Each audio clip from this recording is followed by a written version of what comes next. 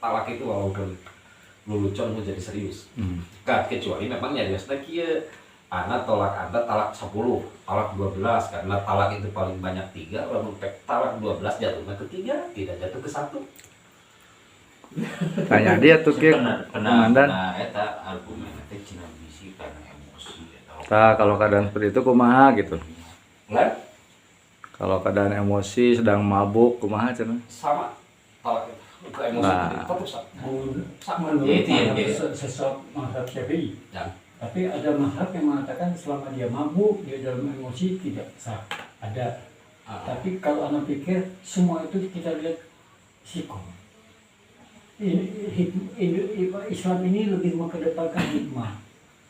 Sebab ketika sudah emosi sama emosi saja berusaha di istilah apa? Ditenangkan. Mediasi kan ada kan. Nah. Sebab Islam ini lebih mengedepankan kedamaian, rujuk segala macam. Ya. Tapi di dalam talak di apa namanya? Itu semua madhab sebenarnya. Dari mulai Hanafi, Maliki, Syafi'i, Hambali. Masalah talak itu sudah diwanti-wantikan gitu. Ketika pernikahan itu makanya kalau kita mau nikah harus tahu tentang menikah, bagaimana hak dan kewajiban seorang suami, hak seorang istri, kewajiban seorang suami itu harus sudah dipahami dulu di sana. Apalagi di dalam masalah talak. Jadi memang wanti-wantinya itu fikih paling dasar aja.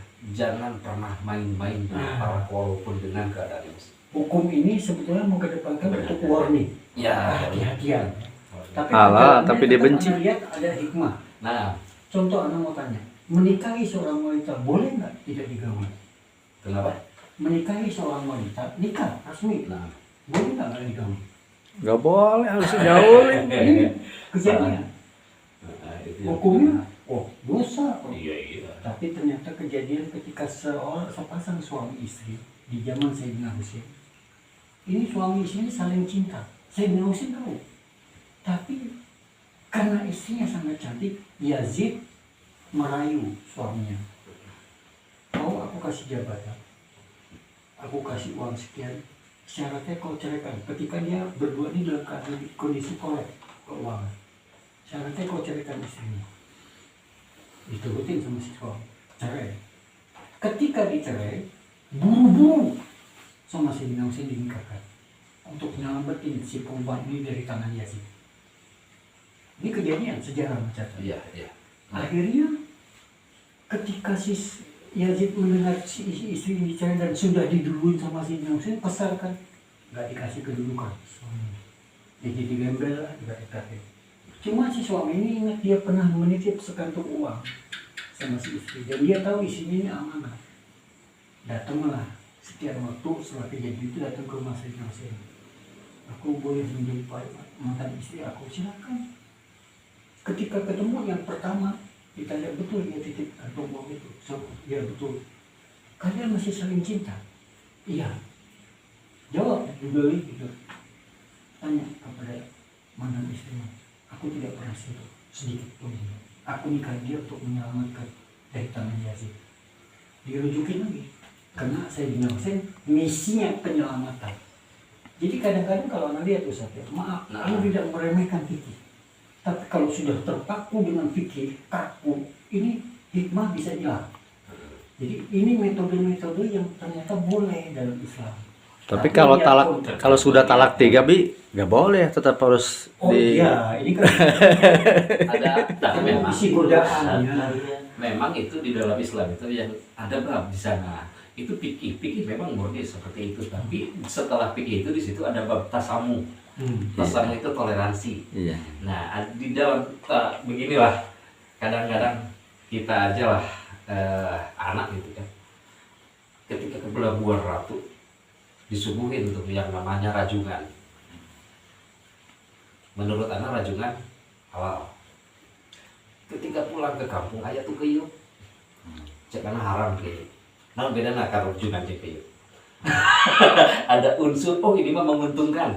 Boleh. Kayak kas sebenarnya kayak kas. Ya laut mah kayak kas. Seperti itu. Urang mah keuyeub gitu. Sama-sama hidup di dua alam elatna. Kenapa haram? Karena memang elatna kan hidup di dua alam. Arif kaya hidup di dua alam rajungan ke sama. Kadang pernah tanya ke orang pelabuhan Ratu, iya hidup di dua alam tuh. Hidup Ustaz. Dengan alasan sok kiai mati ngalatin. Ngalatin kiai ngaharapkan. Pernah 3 kali lakukan. Bibit-bibit. Itu kan menyampaikan itu. Hal dosa itu kan yang paling parah itu ketika kita melakukan dosa tapi tidak merasa dosa itu yang Nah, itu tuh. Salah satu contoh yang kebiasaan kita sehari yang menjadi sah atau tidaknya suatu jual beli adalah jual kabel. Benar. Lamun orang kawarun hampir tidak pernah lagi ada jual kabel. ya ada solusi pikir. Syarat jual beli kan ada 3. Pertama milkun, ini kita sendiri. Kedua turun barang suci, tidak barang najis yang dijual. Ketiga ridho. Antarodin. Nah, ketika kita antarodin warung gitu kan, walaupun tidak jual, kita can pernah abdi can pernah sebagai yang sedikit ngerti tentang ilmu jual beli secara fikih, secara syariat. Meser bensin misalnya kapom, yang akan ngertosna nabi bensin aja pernah. Tapi kan di situ sudah ada kita saling ridho, itu sah menurut fikih. Karena memang syarat yang ketiga itu masuk, ada antarodin. Ayo lagi dibatin karena saling bunga kan saling beres. Itu pun udah jelas ya, itu termasuknya kepada ridho itu. Masuk kepada ridho. Terus di masalah dia menurut madhab Syafi'i ketika kita mengatakan talak itu jatuh.